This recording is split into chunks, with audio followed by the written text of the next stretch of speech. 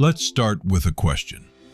If I gave you $10,000 right now and told you to lock it in a safe where nobody could touch it for 10 years, would you say that money is safe? Most people would immediately say yes. Picture it for a second. The money is sitting in the drawer, untouched. The bills look exactly the same as the day you put them there. Nobody stole it. No fire, no flood, no disaster of any kind.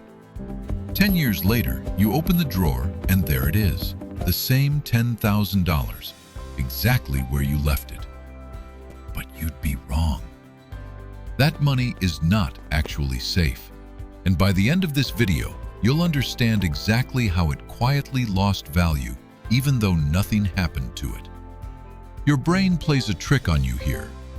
You see $10,000, and because the number never changes, your brain says, it's safe. The bills didn't shrink, the number didn't go down, so everything must be fine. But money isn't really about the number printed on paper. Money is about what that number can actually buy. And that purchasing power gets a little smaller every year, whether you spend the money or not. The thing responsible for that is called inflation. Prices go up almost every year. Nobody is personally trying to make your life harder, and nobody is targeting you. That's simply how economies work.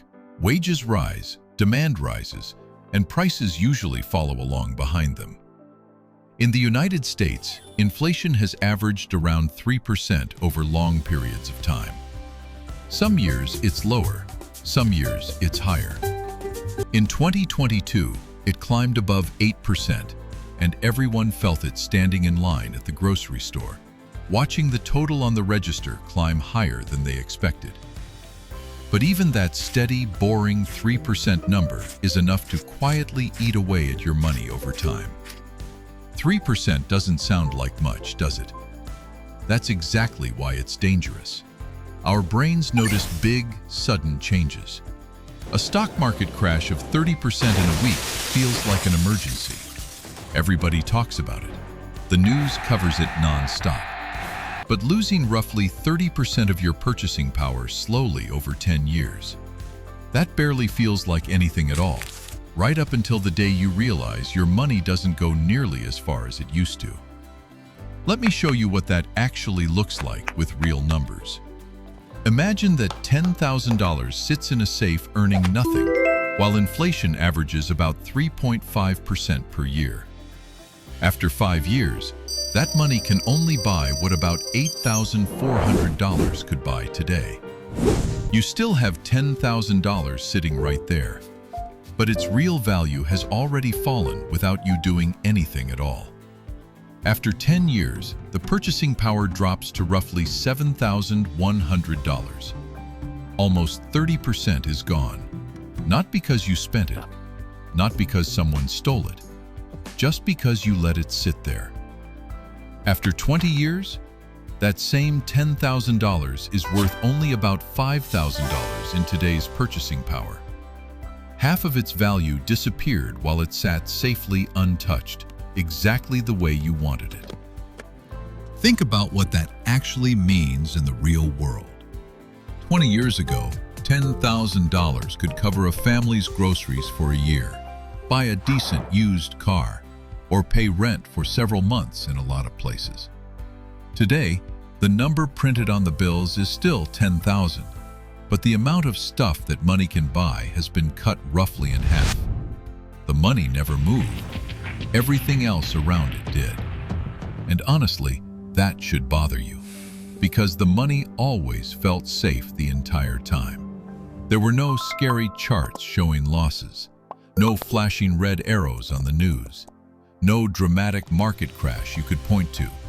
It just sat there, looking exactly the same, while its real value quietly shrank year after year, completely out of sight. A stock market crash is loud.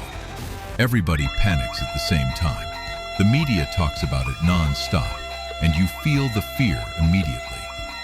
Inflation is the opposite. It's silent. It doesn't send warnings or notifications. It just shows up years later as that uncomfortable feeling that everything seems more expensive, and your money doesn't stretch as far as it used to.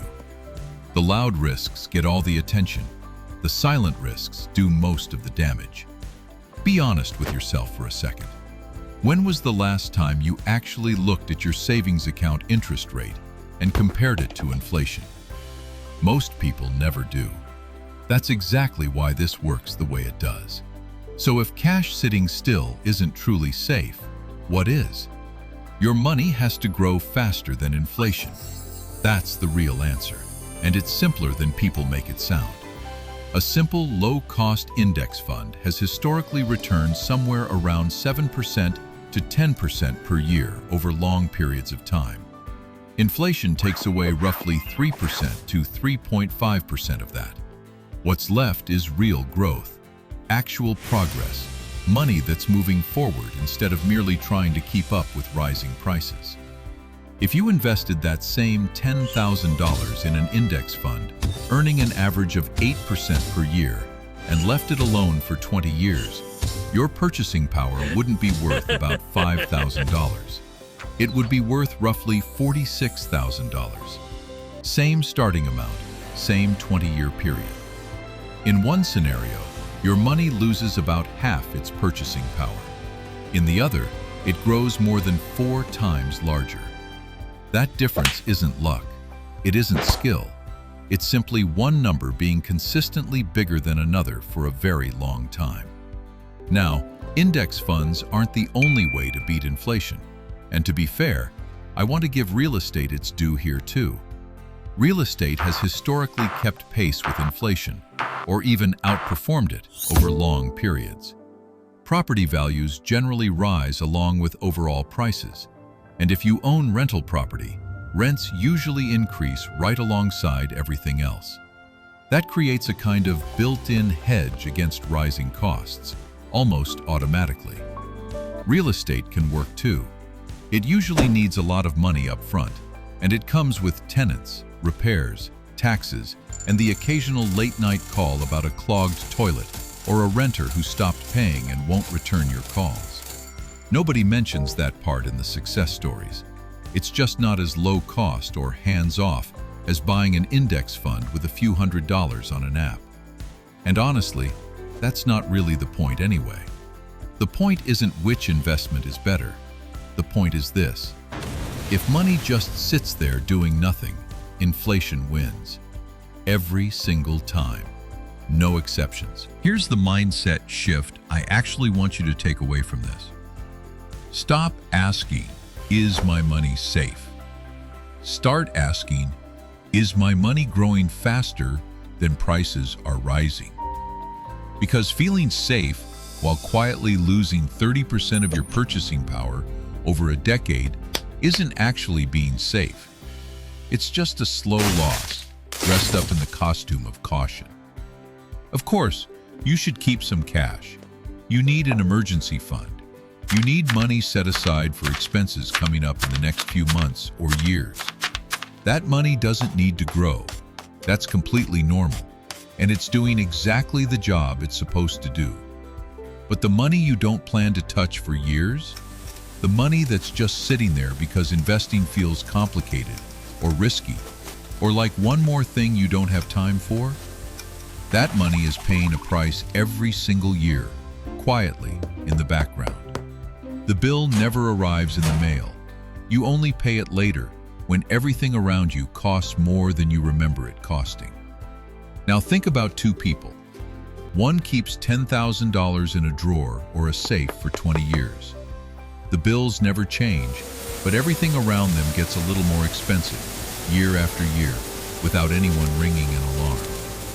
The other person puts that same $10,000 into a simple index fund and basically forgets about it, checking in maybe once or twice a year out of habit. 20 years later, one person has purchasing power worth roughly $5,000. The other has purchasing power worth about $46,000. Same starting point, same amount of effort after the initial decision, which in both cases was basically nothing. The only real difference was whether the money was working or simply waiting. 20 years from now, you'll be one of those 2 people, whether you think about it today or not. Stop letting your money sit still. Put it somewhere it has a real chance to grow faster than prices. It's that simple. Now be honest in the comments. How much cash do you have sitting around right now that you're not touching? Not your emergency fund, not money set aside for bills. I mean the extra, the cash that's just sitting there doing nothing. I'm genuinely curious how many of you are slowly losing money without even realizing it.